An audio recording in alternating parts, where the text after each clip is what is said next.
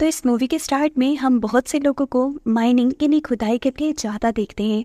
ये gold mine थी, यानी यहाँ से सोना निकाला जाता था। इस माइन का मालिक भी अपने बेटे के साथ यहाँ काम करने के लिए आता है। बातों ही बातों में उसके बेटे ने बताया कि वो काम करने के लिए अपने टूल्स तो घर ही भूल आया, जिन्हें घर से वापस लेने के लिए वो पीछे की तरफ मुड़ा है तो एकदम से किसी अजीब सी ताकत ने उसे खींच लिया। उसके चिल्लाने की आवाज सुनकर उसके डैड भी उसके पीछे भागे उसे बचाने के लिए, लेकिन उसी ताकत ने उसके डैड को भी मार गिराया और हमें बस एक क्रिएचर की चिल्लाने की आवाज़ें सुनाई दी। सीन कट होता है और काफी सालों बाद हम एरियान नामी एक लड़की से मिलते हैं। वो उसी एक्सीडेंट पर रिसर्च कर रही थी जिस एक्सीडेंट में माइनिंग के दौरान हजारों लोग मारे गए थे। इस एक्सीडेंट की असल वजह अभी तक कोई नहीं जान पाया था, लेकिन उस वाक़ये के बाद वहाँ पर माइनिंग का काम बंद कर दिया गया था। यहाँ तक कि अब तो वो जगह मैप्स पे भी नहीं मिलती थी, क्योंकि माना जाता है कि उस जगह की 70% पॉपुलेशन उसी दिन मारी गई। एरियन ये सारी इंफॉर्मेशन इसीलिए इकट्ठी कर रही थी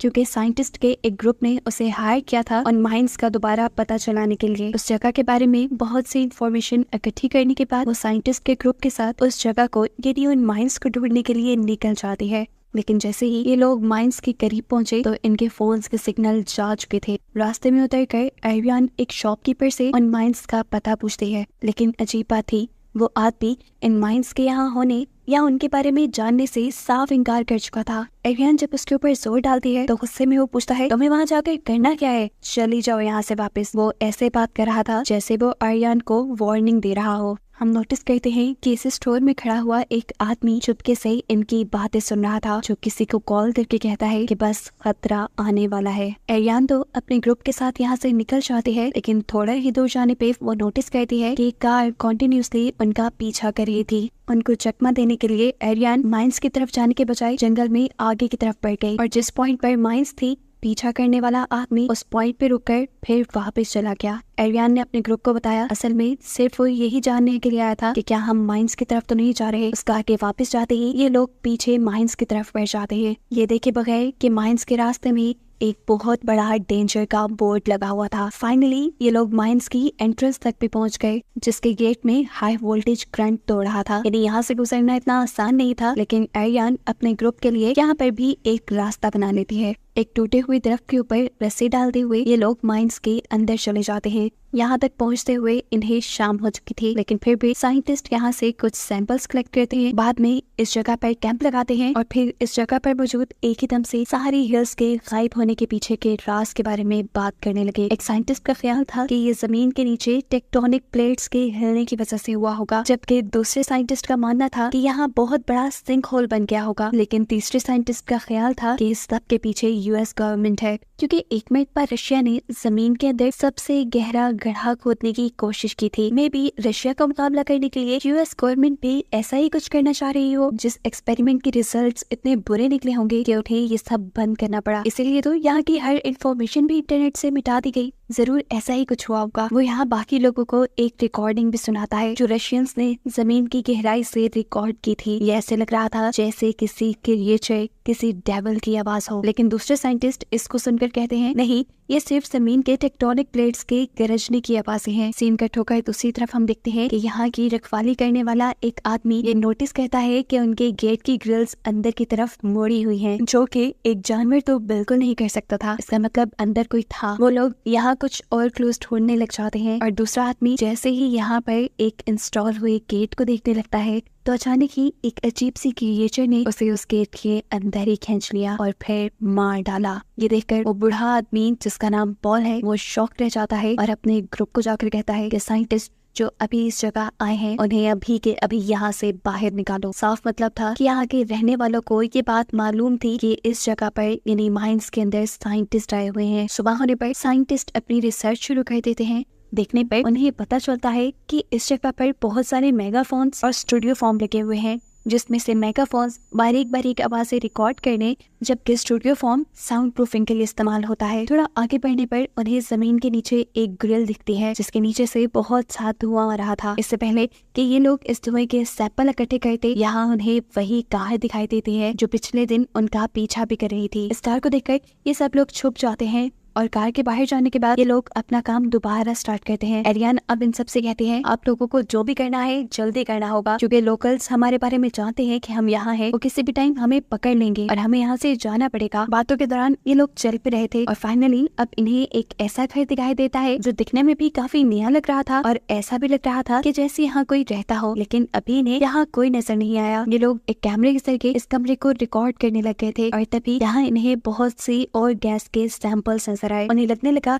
कि क्या ये गैस ही तो यहाँ पर मौजूद माइंस और गांव के गायब होने की वजह तो नहीं। एरियन आगे जाकर अब इस घर का पिछला दरवाजा खोलती है तो ये लोग फाइनली माइनिंग एरिया की तरफ पहुंच चुके थे। इसे देखकर ये साइंटिस्ट बहुत ज्यादा खुश होते हैं, आखिर उन्हें वो जगह मिल ही गई थी जिसके बारे में इन्होंने कहानियां पढ़ी थी। माइनिंग वाले सारे एरिया को हाई वोल्टेज करंट वाले गेट से बंद किया गया था। ये लोग सबसे पहले जाकर उस गेट का करंट डिसेबल करते हैं और फिर इन ग्रिड्स को या इन गेट्स को खोलने लग जाते हैं। हालांकि एरियन पीछे से उन्हें ऐसा करने से मना भी कर रही थी क्योंकि यहाँ खतरा भी हो सकता था, लेकिन ये लोग एरियन की एक नहीं सुनते। इन ग्रिड्स को खोलने के बाद वो एक रस्सी के जरिए एक स्कैनर होल के अंदर भेजते हैं, लेकिन इन्हें स्कैनर के जरिए दूर दूर तक कुछ दिखाई नहीं देता। बस इन्हें यही नजर आ रहा था कि इस होल के अंदर बहुत सारी एंथ्रासाइट्स हैं जो कि बहुत ही रेयर और महंगी मेटल होती है। ये देखकर ये सारे साइंटिस्ट खुश हो जाते हैं। एकदम से एक साइंटिस्ट को नीचे से कुछ अजीब आवाजें सुनाई देती हैं। ये आवाज एकदम से इतनी तेज हो गई कि उसके कान में भी दर्द होने लगा। उसने अपने हेडफोन्स उतार दिए जिसके जरिए बाकी सब लोग भी वो खौफनाक आवाज सुन सकते थे। गलती से इस साइंटिस्ट का पाँव एक रस्सी पे रखा जाता है और कोई ना दिखने वाली फोर्स उस आदमी को इसी रस्सी के जरिए उस होल के अंदर खींच लेती है, जिसकी वजह से वो जख्मी हो गया था, उसे खून आ रहा था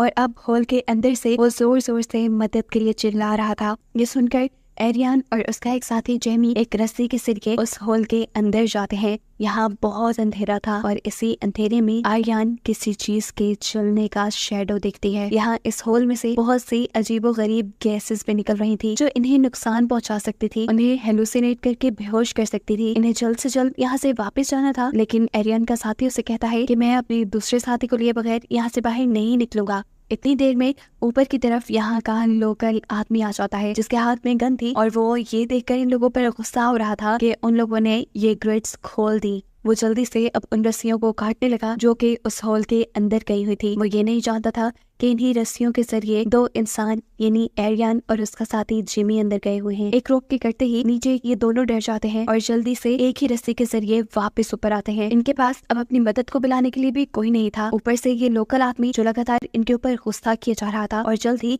इन्हें यहाँ से निकलने को कह रहा था। इसे चुप करवाने के लिए इनमें से एक आदमी उसके ऊपर उसी की गन से हमला करते हुए उसे बेहोश कर देता है और अब ना चाहते हुए भी ये लोग इसी आदमी की कार लेकर यहाँ से निकल जाते हैं क्योंकि यहाँ पर सिग्नल भी नहीं आ रहे थे और ये लोग किसी को मदद के लिए बुला भी नहीं सकते थे। अपने साथी को भी इन्होंने होल के अंदर ही छोड़ दिया, ये फैसला करते हुए कि इन दोनों को बचाने के लिए ये लोग वापस आ जाएंगे। इसी आदमी की कार के जरिए ये लोग जंगल के रास्तों से होते हुए बहुत ही तेजी से जंगल से बाहर निकलने की कोशिश में थे, लेकिन अचानक ही इनकी कार एक झटके से रुकी और इन्हें मालूम हुआ कि इनकी कार का टायर बर्स्ट हो चुका था। ऐसे ही ना चाहते हुए भी इन्हें पैदल ही अपना सफर शुरू करना पड़ता है। ये लोग जल्द ही किसी शहर या गांव तक पहुंचना चाहते थे, लेकिन जंगल से निकलने से पहले ही इन्हें अजीबोगरीब आवाजें सुनाई देना शुरू हो जाती हैं। दूसरी तरफ वो लोकल आदमी जिसे ये लोग माइंस के पास ही बेहोश छोड़ाए थे, उसे भी होश आया। वो एक रेडियो के जरिए अपने साथियों को ये बताता है कि साइंटिस्ट ने यहाँ के ग्रिड्स खोल दी हैं और अब यहाँ खतरा है। इससे पहले कि वो कुछ और डिटेल्स उसे बताता, एकदम से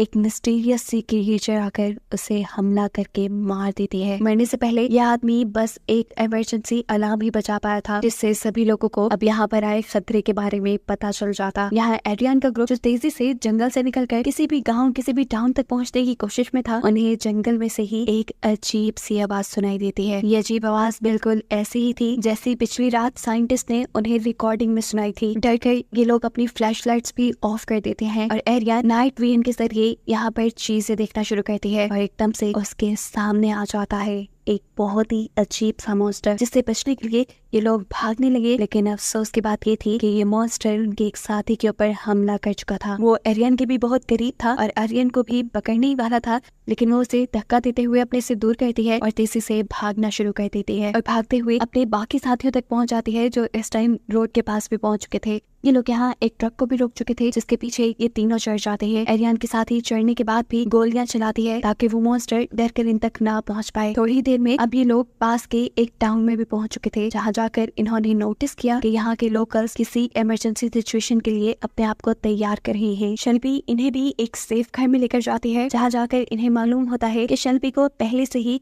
इन मॉन्स्टर्स के बारे में पता था और उसने इन मॉन्स्टर्स के बारे में पहले से ही बहुत सी इन्फॉर्मेशन इकट्ठी की हुई थी। उनकी इन्हीं बातों के दौरान यहाँ पॉल भी आ जाता है, वो जिसे पहले भी हमने माइंस के पास देखा था। वो इन सबसे कहता है कि मैंने अपनी पूरी लाइफ, अपना पूरा बिजनेस यहाँ पे रहने वाले लोगों के लिए कुर्बान कर दिया और माइंस की हिफाजत करने में कुर्बान कर दिया, ताकि तुम जैसा कोई आकर यहाँ पर लोगों के लिए मुसीबत ना फैला दे, लेकिन फिर भी तुमने वही किया। इन्हीं बातों के दौरान पॉल को एक मैसेज मिलता है जिसमें उसे बताया जा रहा था कि अब उस होल में से बहुत से क्रिएचर्स बाहर निकलने लगी हैं और अब पॉल को उस होल को बंद करना है ताकि उन क्रिएचर्स को रोका जा सके। एकदम से इन्हें अपने करीब से भी क्रिएचर की आवाज आती है। ये समझ गए थे कि क्रिएचर वहां से निकल गई, यहाँ टाउन तक भी पहुंच गई। उससे बचने के लिए ये सब के सब एक ट्रक के पीछे छुप जाते हैं। रेडियो के जरिए इन्हें मैसेज मिलता है किसी और सेफ हाउस तक जाने का, क्योंकि यहाँ तक तो बहुत से मॉन्स्टर्स आ चुके थे और इन लोगों की जानों को खतरा था। सबसे करीब भी जो सेफ हाउस था वो पहाड़ी के ऊपर था। ट्रक ड्राइवर जो इन सब की मदद करके इन्हें यहाँ तक लेकर आया था वो काफी बूढ़ा था। वो जानता था कि वो इतनी जल्दी भागकर पहाड़ी पर नहीं चढ़ सकता, इसलिए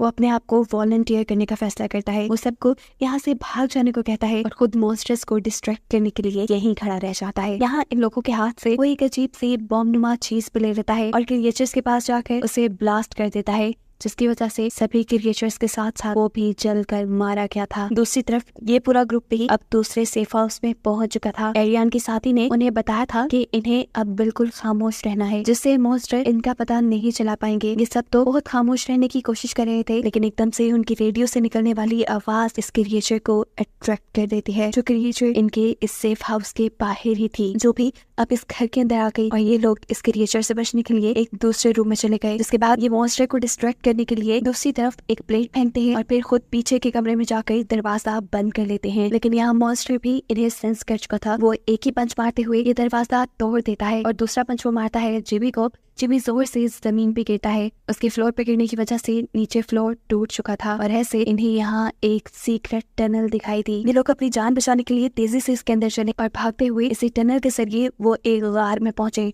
अपने पीछे ये मॉन्स्टर्स की आवाजें सुन पा रहे थे, इसीलिए एरियन के साथ ही इनसे कहती है, मैं क्रिएचर को डिस्ट्रैक्ट करने के लिए यहाँ से रुकती हूँ, आप सब भागते रहे। भागते हुए फाइनली इन तीनों को यहाँ से निकलने का रास्ता मिल जाता है, जिसके ऊपर फेंस लगी हुई थी, जिसे ये लोग तोड़कर बाहर आ गए। लेकिन अब इनके सामने और भी बहुत सारे मॉन्स्टर्स थे, जिनको मारने के लिए यहाँ पर एरियन का दूसरा साथी एक ग्रेनेड निकाल लेता है। इससे पहले कि वो यहाँ पर ग्रेनेड ब्लास्ट करता, मॉन्स्टर ने उसे पकड़ लिया। उसके हाथ में पकड़ा हुआ ग्रेनेड भी फिर ब्लास्ट हो गया, जिससे मॉन्स्टर्स के साथ साथ वो खुद भी मारा गया। अब एरियन और उसका एक ही साथी बचा था। इनके पास कोई और चॉइस नहीं थी सिवाय इसके कि ये लोग भागते रहे। तेजी से भागते हुए इन्हें अचानक से अपनी स्पीड कम करनी पड़ी, क्योंकि आगे रास्ता बहुत तंग था। एरियन आगे बढ़ती जा रही थी, लेकिन उसके दूसरे साथी से यहाँ से चला नहीं जा रहा था। उसे बहुत ज्यादा एक्सॉशन हो रही थी, सांस लेने में मसला आ रहा था, तबीयत बिगड़ रही थी, साथ ही साथ उसे गम भी था, क्योंकि ऐसे लग रहा था कि ये जो कुछ भी हो रहा है उसकी वजह से ही हो रहा है। और ये सच भी था। वो यहाँ दुख में एरियन को सब कन्फेस कर देता है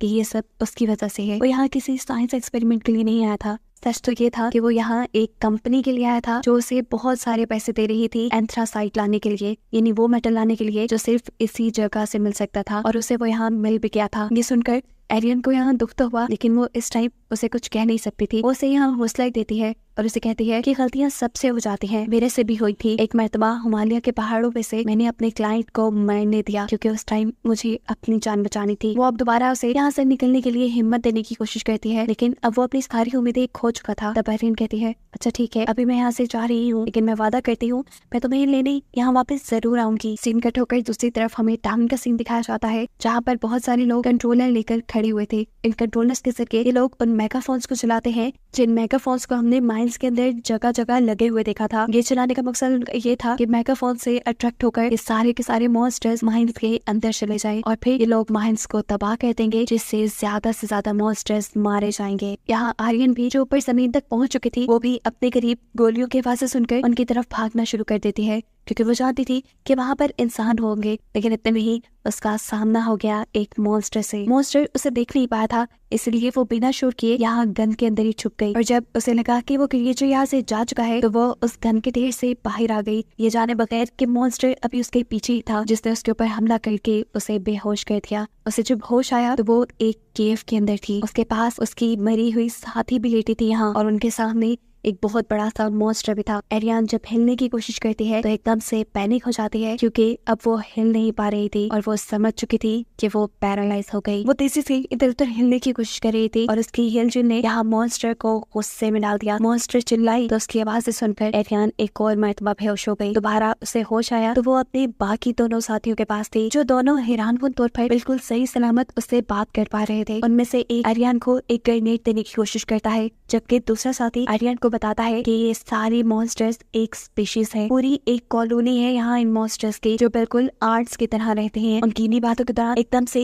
एक बहुत बड़ी सी क्रिएचर आती है और एरियन के एक साथी को उठाकर अपनी मॉन्स्टर क्वीन को खिला देती है, जिसके बड़े बड़े दांतों ने एक सेकंड नहीं लगाया था उसको निकलने में। जिस टाइम क्रिएचर सब कर रही थी, एरियन ने आगे बढ़कर यहाँ से ग्रेनेड उठाने की कोशिश की, लेकिन इस चक्कर में क्रिएचर ने उसे भी पकड़ लिया ताकि वो उसे खा पाए। लेकिन इससे पहले कि वो एरियन को अपना खाना बना लेती, यहाँ उसका दूसरा साथी अपने फोन पे अलार्म चला देता है, जिसकी वजह से मॉन्स्टर का ध्यान भटक जाता है। और ऐसे मौका पाते ही एरियन उस मॉन्स्टर को इनके मुंह में ग्रेनेड फेंक देते हैं, जिसके चलते एक ही सेकंड में ये मॉन्स्टर क्वीन मारी गई और ऐसे एरियन और उसके साथी की जान बच गई। ये दोनों तेजी से यहाँ से निकल के भागे, जबकि अब बाकी मॉन्स्टर्स इनके पीछे थे। फाइनली इन्हें अब यहाँ पर एक रस्सी भी दिखी, जिसके ऊपर चढ़कर आर्यन तो जमीन के ऊपर वापस आ गई, लेकिन उसका साथी नहीं। वो बहुत ही आहिस्ता आहिस्ता इस रस्सी के ऊपर चढ़ा था और ऐसे ही एक मॉन्स्टर भी उस रस्सी के ऊपर चढ़ जाता है, जिससे बचने के लिए ये आदमी उस मॉन्स्टर को ही स्टैप करके मार चुका था। लेकिन जब उसने देखा कि अब इस रोप इस रस्सी के ऊपर बहुत से और मॉन्स्टर्स लटक चुके हैं, तो वो फैसला करता है कि अब उस रस्सी को ही वो काट देगा, ताकि ये मॉन्स्टर्स ऊपर जमीन पे जाके कोई तबाही न मचाए। उसके इस फैसले ने बेशक उसकी अपनी जान ले ली थी, लेकिन कई लोगों की जान बचाई भी थी। जिस टाइम ये सारे मॉन्स्टर्स मिलकर उसको खाने में लगे हुए थे, एरियन के पास ऊपर जमीन पे यहाँ बहुत से लोकल्स आ जाते हैं, जिन्होंने एरियन की मदद करते हुए उसे बचाकर बिल्कुल बाहर निकाल लिया और फिर आग के जरिए उन सभी मॉन्स्टर्स को जलाकर मार दिया। बचे हुए मॉन्स्टर्स अपनी जान बचाने के लिए वापस उसी होल के अंदर चले गए, जिसके बाद इन लोगों ने इस होल को परमानेंटली बंद कर दिया। फाइनली अब ये लोग माइन से बाहर निकल आए थे। माइन से बाहर निकलने के बाद पॉल यानी वो बूढ़ा आदमी जिसने उसकी मदद की थी, वो उसे बताता है कि तुम्हारा साथी जो केव के अंदर फंस गया था वो भी मारा गया। ये सुनकर उसे बहुत दुख हुआ। वो पॉल से कहती है कि अगर मैं शहर से बाहर गई और किसी को अपनी स्टोरी सुनाई तो कोई मेरी स्टोरी पे बिलीव नहीं करेगा, इसलिए उसने फैसला किया कि आज के बाद वो भी यही रहेगी और इन लोकल्स के साथ इस माइन की हिफाजत करने में इनकी मदद करेगी, जिसको दिखाते हुए ही ये कहानी यहाँ खत्म हो गई।